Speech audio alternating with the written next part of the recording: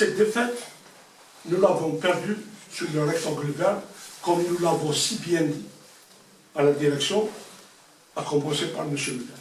Nous demandons à ce qu'il n'y ait pas d'autres subterfuges pour qu'il y ait des combis. Moi, l'exemple d'Aurélis, par exemple, aujourd'hui, est abdiqué. Je dis bien, il est abdiqué. Nous avons été reçus royalement par les autorités, par la population, par les joueurs. On nous a même donné leur propre vestiaire. Leur propre vestiaire, ils l'ont donné à la JS. Par respect, par tout ce que vous. Donc cette défaite-là, au lieu de la considérer comme étant, j'allais dire, une catastrophe pour le club. Non. Cette défaite qui s'est passée sur le rectangle vert, je dis encore une fois, est à méditer. Pourquoi? Parce que nous avons notre slogan, nous avons dit, il faut éviter qu'il y ait des coulisses, qu'il y ait des subterfuges, il faut que ça se passe sur le rectangle vert. Et hier, mardi, à Grèce, ça ne s'est passé uniquement sur le rectangle vert.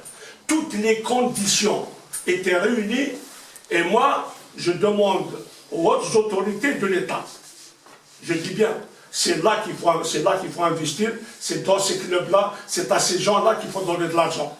Ce n'est pas des centaines de millions à des joueurs qui ne valent même pas le tiers ou le quart. C'est à ces gens-là qu'il faut remettre cet argent-là, qu'on jette par les fenêtres, il faut le remettre à ces clubs-là qui travaillent dans le calme, qui travaillent dans l'ombre et qui forment des joueurs. Vous savez, l'équipe d'Aurélis,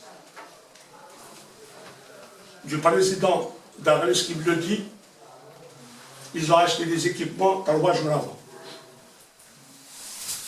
pour jouer contre la JSK.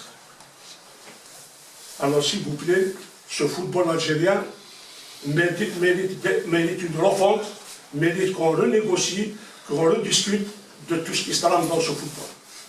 Il y a du travail en bas, et dans tous les pays du monde, c'est l'amateurisme qui travaille pour le professionnalisme. Malheureusement, ici, c'est l'inverse. Justement, toujours